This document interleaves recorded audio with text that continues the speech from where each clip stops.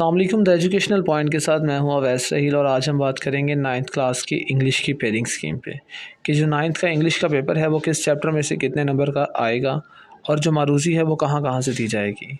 उससे पहले आपका जो इंग्लिश का पेपर है ये 75 नंबरों का होता है, जिसमें से आपकी 19 नंबर की मारूज़ी और बकिया नंबर जो हैं आपके ये समरी, लेटर और पैराग्राफ ट्रांसलेशन के ऊपर मुनहसर होते हैं।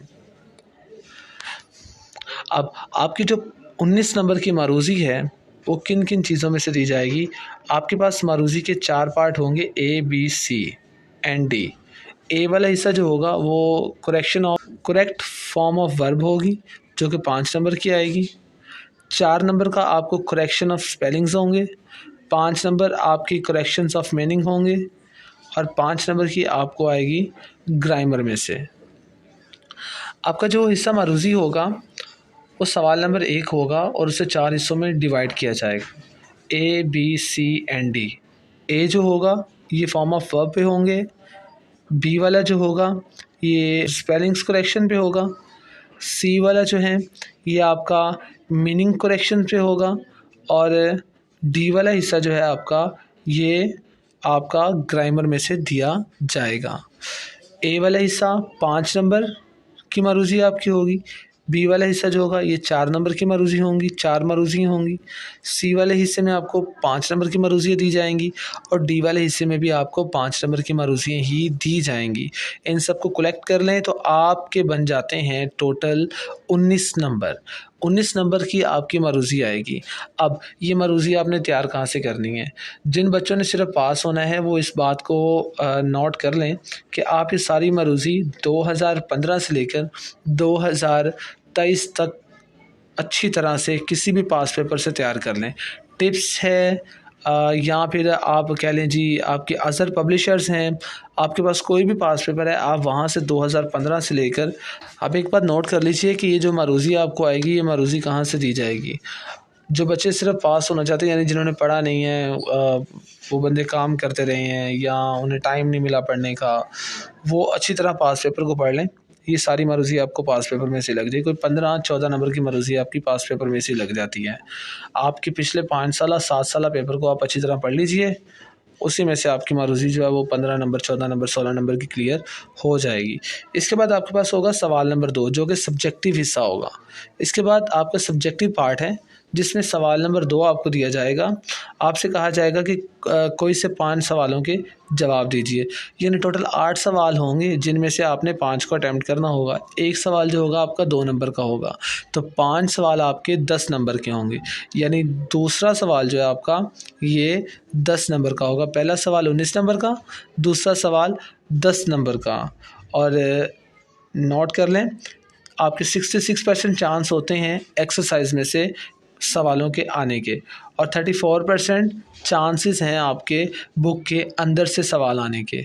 तो 34% आपके 8 में से 3 सवाल बनते हैं और 66% आपके 5 सवाल बनते हैं। यानी अगर आप एक्सरसाइज अच्छी तरह तैयार कर लेते हैं तो आपके ये सवाल भी क्लियर हो जाएंगे। अब इस बात को नोट कर लीजिए कि पहले 10 चैप्टर जो हैं आपके समरी निकाल के, समरी वाले चैप्टर पहले एक बार नोट कर लीजिए कि पहले 9 चैप्टर समरी वाले चैप्टर्स को निकाल कर आप उनके क्वेश्चन आंसर तैयार कर लें, सवाल जवाब तैयार कर लें, आपके पेपर में ये सवाल क्लियर हो जाएंगे। उसके बाद सवाल नंबर 3 आपकी होगी ट्रांसलेशन, यानी आपने इंग्लिश से उर्दू का तर्जुमा करना होगा।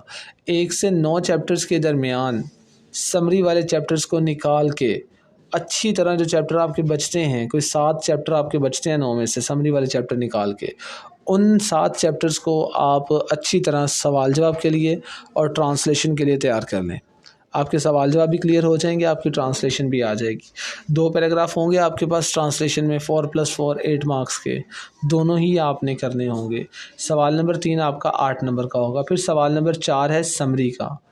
आपके पहले 10 चैप्टरों में 2 समरी दी गई हैं, उन दोनों में से कोई सी भी एक समरी कन्फर्म आती है, 5 नंबर आपके सवाल नंबर 4 के हो गए। और इसके साथ चॉइस दी जाती है स्टेंसा, तो आप समरी ही को तरजीह दें, यहाँ पे समरी ही आप तैयार करें। फिर सवाल नंबर 5 है use any 5 words in your sentences. सवाल नंबर 5 में आपको कोई से 5 लफ्ज़ दे दिए जाते हैं, 8 होते हैं जिनमें से 5 आपने करने होते हैं और उनका आगे जुमला बनाना होता है। सवाल नंबर 5 में आपने जुमले बनाने होते हैं, 8 आपको लफ्ज़ दिए जाते हैं, 8 वर्ड्स आपको दिए जाते हैं जिनमें से आपने 5 का जुमला बनाना होता है। एक जो है वो 1 नंबर का होता है। इसी तरह सवाल नंबर 5 आपका 5 नंबर का होता है। सवाल नंबर 6 में आपको लेटर दिया जाता है और लेटर के साथ चॉइस पे आपको स्टोरी या डायलॉग दे दिया जाता है कि आप लेटर, स्टोरी या डायलॉग तीनों में से किसी एक चीज़ को अटेम्प्ट कर सकते हैं। तो आप लेटर को ही तैयार करेंगे, लेटर में ही से नंबर आ जाते हैं, स्टोरी को और डायलॉग को आप छोड़ दें। उसके बाद सवाल नंबर 7 है।